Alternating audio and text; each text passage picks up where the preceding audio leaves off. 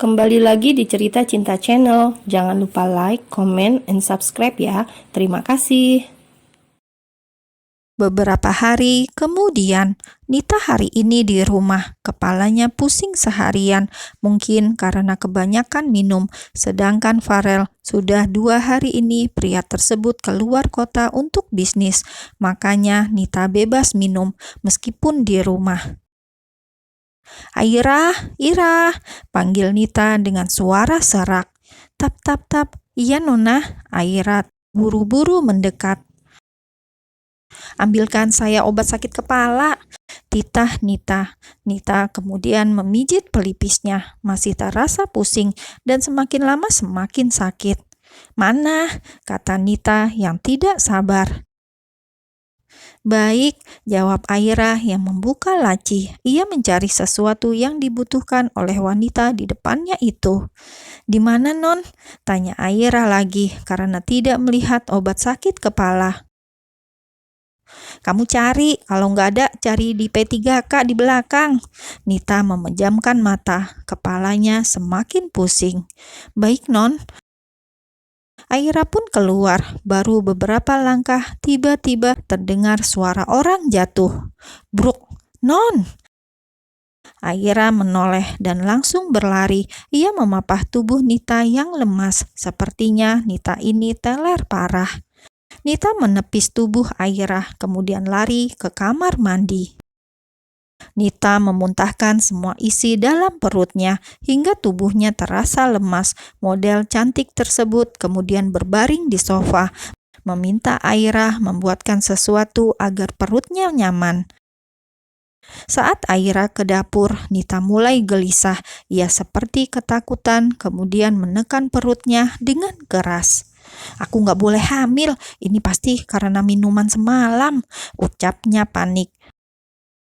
Tidak lama kemudian, Aira datang. Wanita itu membawa teh hangat untuknya. "Ini, Non, letakkan di sana," kata Nita. Nita kemudian minta diambilkan ponsel, kemudian menelpon seseorang.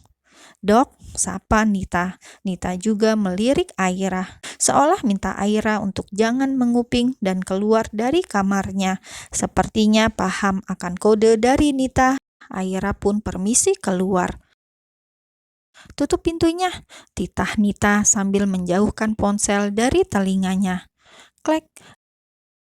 Nita pun kembali fokus pada ponselnya. Ia bicara panjang lebar dengan dokter pribadinya hingga mereka janjian untuk bertemu.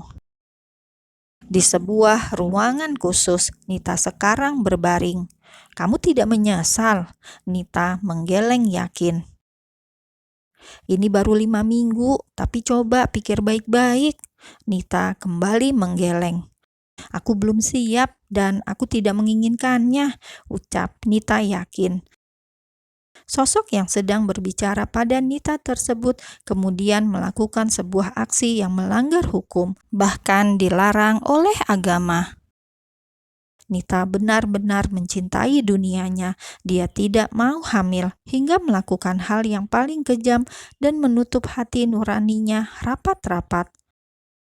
Padahal Farel sangat ingin buah hati dari rahimnya. Sayang, dia lebih mencintai dirinya sendiri daripada pria tersebut. Seminggu lebih lamanya Nita menghindar dari Farel. Ia beralasan ada event mendadak. Ketika Farel akan menyusul ke luar negeri, Nita selalu memberikan alasan. Padahal Nita dalam masa penyembuhan setelah apa yang sudah ia lakukan secara diam-diam di belakang suaminya itu. Akibat Nita yang sibuk berkarya sampai luar negeri, Farel jadi gampang uring-uringan. Pulang dari luar kota, istri malah tidak di rumah. Yang ada malah istri gadungan. Sungguh tiap melihat Aira, bawaan Farel selalu emosi. Sementara itu, di kamarnya, Aira melihat kalender. Ia bolak-balik berkali-kali, seperti memastikan sesuatu. "Mungkin aku banyak pikiran," ucapnya pada diri sendiri. Benar, pasti banyak pikiran. Kan biasanya ada tanda-tandanya. Aku baca di internet, satu pun tidak ada. Ucapnya lagi, kemudian menjauh dari kalender. Pukul 8 malam, tiba-tiba Aira pengen telepon ibunya, sekalian tanya kabar. Teleponnya malah tidak diangkat. Baru jam 8, apa sudah tidur? Kruk-kruk, perutnya malah berbunyi. Aduh, masa lapar lagi? Tadi kan sudah makan malam, gumam Aira, kemudian melihat jam. Makin lama perutnya semakin bermain musik, sehingga ia pun keluar kamar. Entah mengapa ia ingin membuat mie instan, padahal bibi masak banyak makanan. Karena pengen, ia pun masak 2 bungkus sekaligus pakai telur, sawi, dan 2 buah cabai rawit. Tidak lama, cuma 7 menit, semua sudah ready untuk dimakan. Asap yang mengepul membuat Aira semakin berselera. Alhamdulillah, ucapnya setelah habis mie 1 mangkuk besar. Aira saja heran sejak kapan dia jadi rakus begitu. Tap, tap, tap, ada yang jalan ke dapur. Aira pun menoleh. Dilihatnya Farel menatapnya tajam, seperti dia adalah musuh abadi pria tersebut. "Buatkan saya kopi," titah Farel. "Baik," jawab Aira, kemudian meletakkan tempat makannya di wastafel. "Gulanya jangan banyak-banyak." "Baik." Farel pun kembali ke kamar. Ia sedang duduk di depan laptop sambil melirik ponsel. Hari ini Nita belum V-call. Tok tok tok. "Masuk." "Klek." "Letakkan di situ, tutup pintunya lagi." "Baik." Setelah Aira pergi, Farel mengambil kopinya, tapi baru sedikit sudah ia sembur. "Anak ini," gerutunya kesal. "Apa tidak ada gula di rumah ini?" omelnya pada secangkir kopi.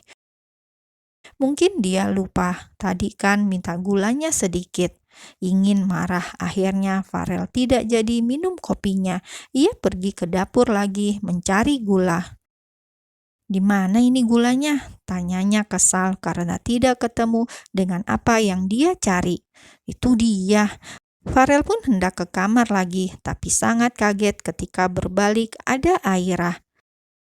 "Shh," Farel kesal bukan main karena terkejut. "Kopinya kenapa, Tuan?" tanya Aira polos. "Bukan apa-apa," jawab Farel ketus, kemudian kembali ke kamarnya. Aira pun hanya menatap punggung lebar suami kontraknya itu. Pagi hari, Aira bangun dengan bersemangat, apalagi saat melihat bibi pulang dari pasar. "Bi, apa itu?" tanya Aira dengan mata berbinar. "Oh, ini tadi dikasih pembantu sebelah rumah pas bibi di gerbang. Buat Aira ya, Bi? Ambil saja, lagian itu masih muda kelihatannya."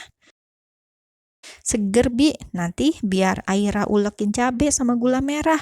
Ada kan, Bi, gula merahnya?" Bibi langsung menatap penuh curiga. "Gimana? Apa enggak asem banget itu?" tanya Bibi mengernyitkan dahi ketika melihat Aira lahap makan mangga dengan sambal buatannya. "Coba, Bi, seger tapi agak pedas," kata Aira sambil mengusap keningnya yang sudah basah. "Jangan banyak-banyak, nanti perutmu sakit. Kamu itu kayak orang yang lagi ngidam saja," celetuk Bibi. Aira langsung menelan ludah. "Memangnya orang ngidam kayak begini, Bi?" Aira ini gadis desa masih polos, juga belum pernah tahu rasanya hamil atau ngidam. Yang jelas ia belum sebulan ini. Bibi kemudian melihat sekitar seperti mengamati sesuatu. Setelah terlihat sepi, tidak ada orang, ia lalu bicara pelan pada Aira. "Kamu sudah hamil?" tanya Bibi dengan suara pelan. Aira kembali menelan ludah seperti ada biji salak dalam tenggorokan, membuatnya susah menjawab pertanyaan Bibi. "Baru sekali apa langsung hamil, Bi?" Dua wanita itu melihat sekitar, kemudian pindah tempat. Di sebuah kamar pembantu, kamar Bibi, keduanya duduk setelah menutup pintu. "Kamu belum datang bulan?" tanya Bibi. Aira menggeleng pelan. "Tapi sudah itu dengan Tuan."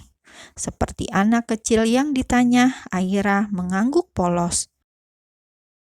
Bisa jadi kamu hamil anak Tuan." Aira langsung mendongak. "Tapi kami baru sekali, Bi." "Buk," Bibi langsung menepuk lengan Aira.